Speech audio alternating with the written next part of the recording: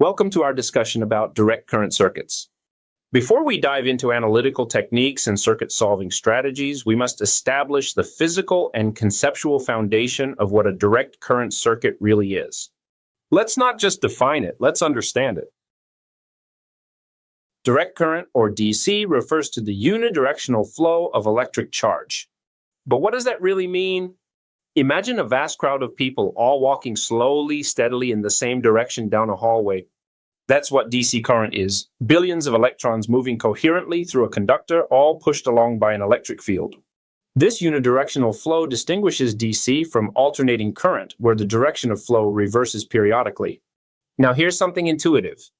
Electrons in a conductor don't move quickly, they drift slowly at about a millimeter per second. But the electric field that causes their motion propagates at nearly the speed of light. So when you flip a switch, the effect is immediate, even though the individual electrons take their time. So a DC circuit is a system where charge flows continuously in one direction, driven by a constant voltage source, through a network of resistive, capacitive, and inductive elements, and governed by the laws of conservation of charge and energy. Let's go deeper. Current doesn't just exist. It arises from an imbalance of potential energy created by a voltage source like a battery.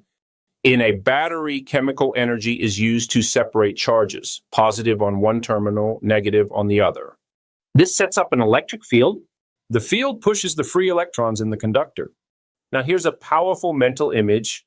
Think of voltage as the pressure in a water pipe. The higher the voltage, the harder the electrons are pushed. And current is the flow rate of that charge. How many electrons pass a given point per second? Mathematically, I is equal to dq over dt. This equation tells us that current is the rate at which charge flows. It's not a static property, it's a process unfolding in time. So when we say a DC circuit has 2 amps of current, we're saying 2 coulombs of charge flow through a point in the circuit every second. An electrical circuit does something beautiful. It organizes the chaos. Free electrons are always moving randomly in a conductor due to thermal agitation, but a DC circuit adds structure. It tells electrons where to go, how fast, and under what conditions.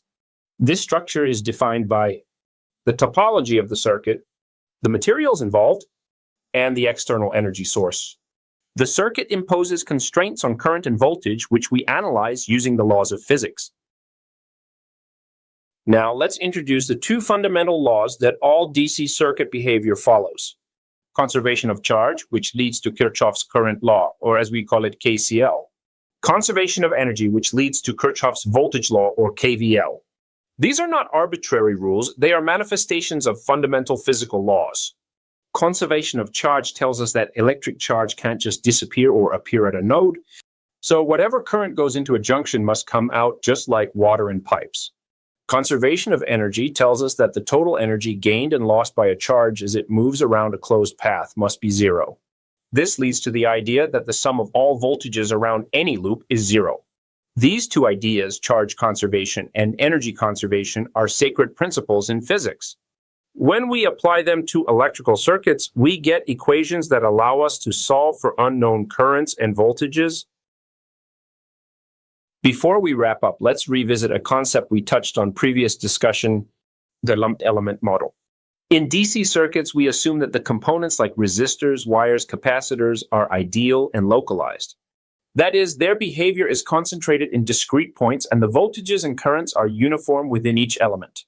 This assumption holds true as long as the signal frequencies are low, the physical dimensions of the circuit are much smaller than the wavelength of the signal, and parasitic elements like stray capacitance or inductance are negligible. This model allows us to treat a circuit as a network of idealized components, and this simplification is what makes circuit analysis mathematically manageable. So in summary, what is a DC circuit? It is a physical system driven by a constant source of potential, where charge flows unidirectionally and where every current and voltage obeys the unbreakable laws of conservation. As we proceed through this chapter, we'll apply these ideas using Kirchhoff's laws, circuit topology, and analytical techniques like nodal and mesh analysis. But never forget, Behind every equation is a physical phenomenon, electrons moving, fields interacting, and energy being transformed. This is not just math. This is reality engineered.